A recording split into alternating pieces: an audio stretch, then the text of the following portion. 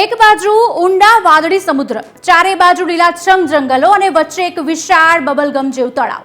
આ કોઈ કાલ્પનિક ફિલ્મનું દ્રશ્ય નથી, પરંતુ પશ્ચિમ ઓસ્ટ્રેલિયાના મિડલ આઇલેન્ડ પર સ્થિત એક લેક હિલિયરની વાસ્તવિકતા છે. વિશ્વના સૌથી સુંદર ગણાતા પૈકીના આ એક તળાવ, જેના જીવંત ગુલાબી પાણી માટે વિશ્વભરમાં પ્રખ્યાત છે. પરંતુ જ્યારે બધે પાણી વાદળી હોય છે, ત્યારે આ તળાવ ગુલાબી કેવી રીતે બન્યું અને તળાવ ગુલાબી હોવા પાછળના કયા કારણો જવાબદાર છે? આજે આ જ વિષય પર વધુ જાણવાની કોશિશ કરીશું. પહેલા જાણીએ ગુલાબી પાણીનું રહસ્ય. ગુલાબી તળાવો ઘણીવાર સપાટી પરથી નિશ્ચિત દેખાય છે, પરંતુ હિલિયર તળાવનો અનોખો રંગ કાચમાં નાખવામાં આવે તો પણ ગુલાબી જ રહે છે. વર્ષોથી આ એક રહસ્ય માનવામાં આવતું હતું, પરંતુ આધુનિક મેટાજેનોમિક સિક્વન્સિંગ તેની પાછળના માઇક્રોબાયોમને જાહેર કર્યું છે. હવે તળાવ ગુલાબી હોવાના કારણો પણ જાણી લઈએ.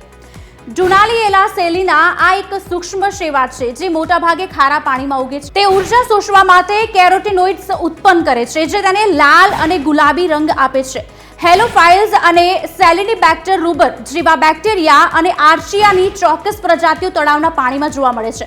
આ જીવો ખારા પાણીમાં પણ ખીલે છે અને તેમના શરીરમાં રહેલા લાલ રંગદ્રવ્યો તળાવના પાણીને ઘેરા ગુલાબી બનાવે છે.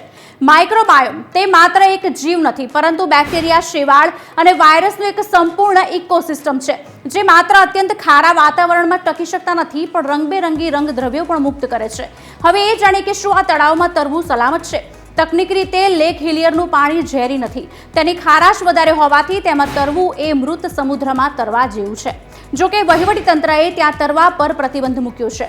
તળાવની ઇકોસિસ્ટમને જાળવવા માટે માણસોને અંદર જવાની મંજૂરી આપવામાં આવી નથી. વધુમાં મિડલ આઇલેન્ડ તરફ જતો કોઈ રસ્તો પણ નથી, જેના કારણે ત્યાં પહોંચવું ખૂબ જ મુશ્કેલ બની રહ્યું છે. આવા જ અવનવા વિડીયો માટે અમારી ચેનલને સબસ્ક્રાઇબ કરો અને હા, બેલ આઇકન જરૂરથી પ્રેસ કરજો, જેથી તમામ માહિતી આપના સુધી તરત પહોંચે.